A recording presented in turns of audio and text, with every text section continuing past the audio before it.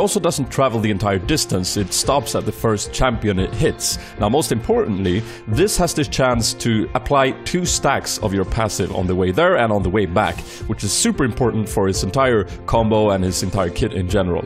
The W is called Parallel Convergence, fancy name. And it has a very important passive, which is that basic attacks will deal bonus magic damage to targets with less than 30% health. And this basically tells you that you're gonna be looking for lower health targets to assassinate during teamfights, right? And then there's the actual ability, and you throw out this little bubble which takes 3 seconds, quite an extensive time, before it actually appears. If enemies are in the bubble, they will get slowed, and if Ekko is in the bubble or enters it after it appears, he will gain a shield, and enemies will be stunned. So for instance, if you're already fighting and you toss this bubble out on top of both you and the target will be instantly stunned and you will gain the shield. Now let's say you're trying to catch up to someone, you throw out the bubble, it hits them, they will only be slowed, but then you can run, you can dash, you can even flash into the bubble to proc the stun. I think this ability is probably the one that is gonna be what you want to master in order to be efficient, because a lot of the times you're probably gonna use this to zone enemies, to put them where you want them position-wise, and maybe not actually getting the stun, but getting the impact of the stun being there. On a side note, it also gives you vision, which is super nice. His E is pretty straightforward. It's called Phase Dive, although not with F, which is a shame. I would love that. Because basically that's what you do. You dive onto someone's face. Now when you press it, it's a short little dash, kind of like Graves. But for a short while afterwards, you get this opportunity to right-click on a target and basically just like instantly teleport to them and deal extra damage. It feels very much like Rengar when he's in a brush.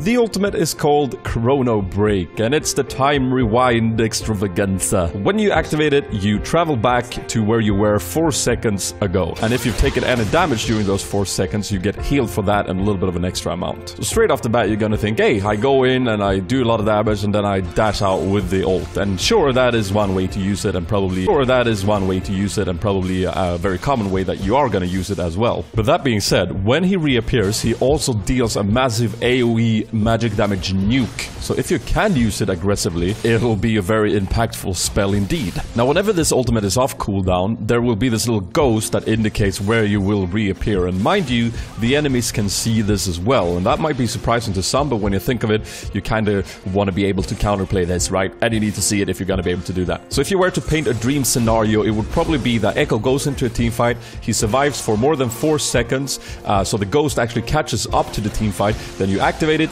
you regain all the life you lost during that fight, and you deal a chunk of damage to everyone near you. And on a last little fun side note, if you recall and buy really quickly, you can actually press the ultimate to get a free teleport back to the lane. Pretty darn handy. Some final words. Usually, as you guys probably know, I'm very psyched about almost all champions that comes out, and Ekko is no exception. But what I like the most is that unlike, I don't know, Azir here, he still doesn't feel that far out. Honestly, I felt like lately Riot has just been overdoing it a little bit. Not that that isn't good, but it does feel nice that after just one custom game, I feel like this champion won't take ages to master, and he's an assassin, and I haven't played assassins in a long time, and I kind of like it. It's nice.